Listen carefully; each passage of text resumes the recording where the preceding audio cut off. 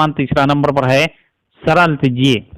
सरल तीजी में यहाँ पर दिया है 5A ऋण 7B स्क्वायर C ऋण 6AB धन 2BC स्क्वायर ऋण 4B स्क्वायर C ऋण 3BC स्क्वायर। इस प्रकार से दिया हुआ है प्रश्न में, है ना। अब हमें क्या करना है, इसे सरल करना है, मतलब यहाँ पर जो जुड़ता है उसे जोड़ना है, घटता है उसे घटाना है, बस इतना ही करना है ना। यहाँ पर जो सामने में चिन्ह दिया है धन और ऋण का, अर्थात जो जुड़े है उसे जोड़ देना है और घटे तो उसे घटा देना है, ठीक है। तो आइए हम हल करते हैं। 5AB ऋण 7B स्क्वायर C ऋण 6AB धन 2B square C sorry BC square ऋण 4B स्क्वायर C ऋण 3BC स्क्वायर, ठीक। अब सजातीय उसे पास में लाएंगे। सजातीय तंत्रों से देख लेते हैं। सबसे पहले हम AB वाला देखते हैं। AB तो सजाती है 6AB, ठीक है। तो हम 6AB तो यहाँ पर लाएंगे ऋण 6AB है तो ऋण 6AB, ठीक। अब देखते हैं ये AB हो गया, है ना। अब B स्क्वायर C वाला देखते हैं। तो B स्क्वायर C वाला यहाँ पर है, ठीक है। तो उसे लिखेंगे ऋण 7B स्क्वायर C ऋण 4B स्क्वायर C, ठीक।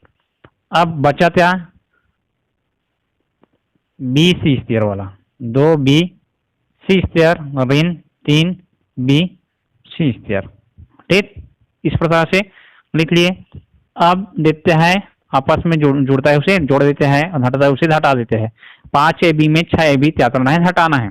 तो 5 में 6 घटता है क्या, नहीं। तो हम क्या करेंगे, 6 में 5 घटाएंगे। तो 6 में 5 घटाते हैं तो 1 बचता है, बड़ा संख्या 6 है तो 6 के सामने कौन सा चिन्ह है, ऋण का चिन्ह है, इसलिए हम यहाँ पर सामने में क्या चिन्ह डालेंगे, ऋण 8AB, ठीक।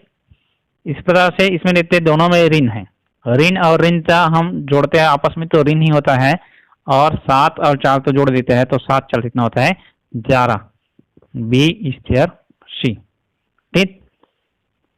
अब इसमें देखते हैं BC स्क्वायर होता है ऋण CB स्क्वायर, अर्थात 2BC स्क्वायर में 3BC स्क्वायर घटाना है। छोटा में बड़े घटता है क्या, नहीं घटता, तो हम बड़े में छोटे घटाएंगे, अर्थात 3 में 2 घटाएंगे तो 3 में 2 घटता है तो 8 बचता है, ठीक। बड़ा संख्या 3 है तो 3 के सामने ऋण चिन्ह है, इसलिए यहाँ पर हम ऋण चिन्ह लगा दिया, 8 हो गया ऋण 8 और BC स्क्वायर जो भी इधर दिया है उसे लिख देंगे BC स्क्वायर, ठीक।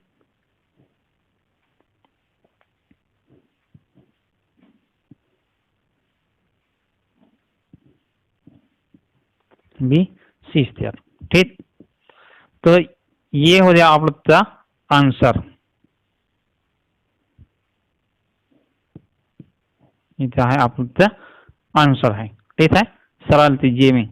इसी प्रकार से आप लोग तो इसका दूसरा नंबर तो स्वयं तो बनाकर देखना है ना।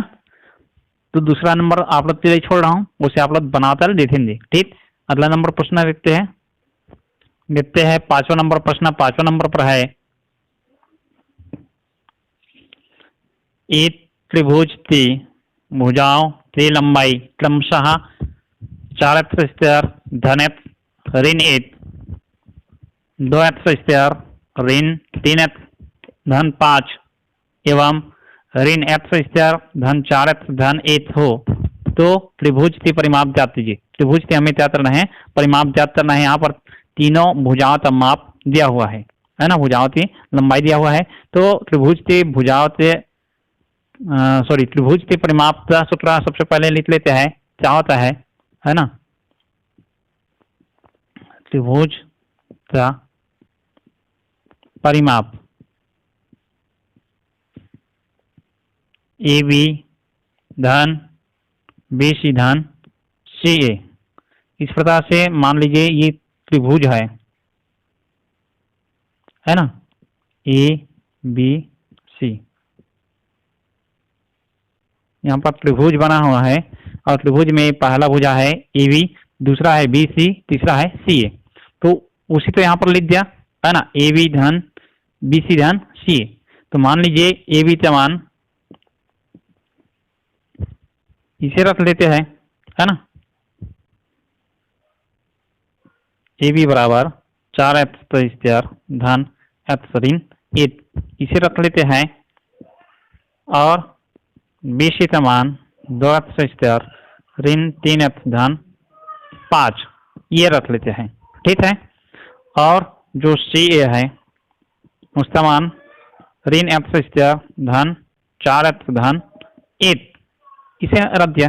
तो इस सूत्र के अनुसार से हमें क्या करना पड़ेगा, तीनों तो आपस में जोड़ना पड़ेगा। तो आइए हम जोड़ देते हैं, है ना, 4x² जोड़ते हैं, 4x² धन x ऋण 8, ठीक, धन 2x² ऋण 3x धन 5, और इसके बाद में ऋण x² धन 4x धन 8।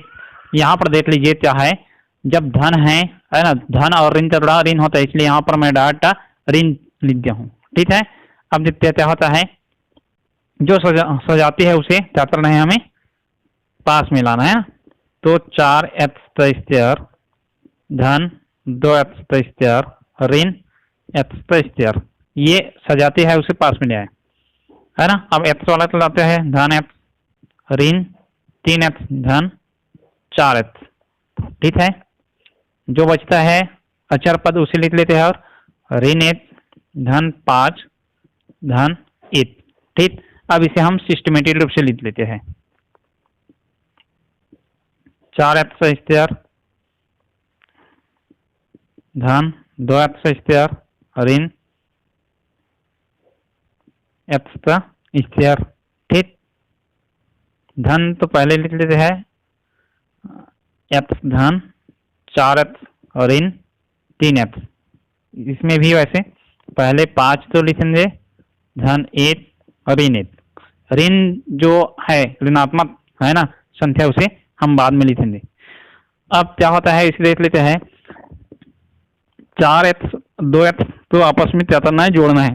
तो बीच में जोड़ना चिन्ह है, 4 और 2 6, 6x² हुआ ऋण x² हुआ धन, इसमें भी जोड़ेंगे 1 और 4, कितना हो गया 5x ऋण 3x। इसी प्रकार से इसमें भी कर लेंगे, 5 में 1 क्या कर लेंगे, पहले जोड़ेंगे तो 6 ऋण 1। अब क्या करना है, हमें इसी में हटाना है। तो चलिए हटाते हैं, 6x² में 1x² हटाएंगे तो कितना बचता है, 5x²। ठीक है। इसी प्रकार से 5 में हम 3 घटाते हैं तो बचता है 2x, और 6 में 1 घटाते हैं तो बचता है 5। इस प्रकार से ये हमारा हो गया आंसर। ठीक है। तो इस प्रकार से आप लोग तो क्या करना है, हल करना है प्रश्न क्रमांक 5वां नंबर तो। ठीक।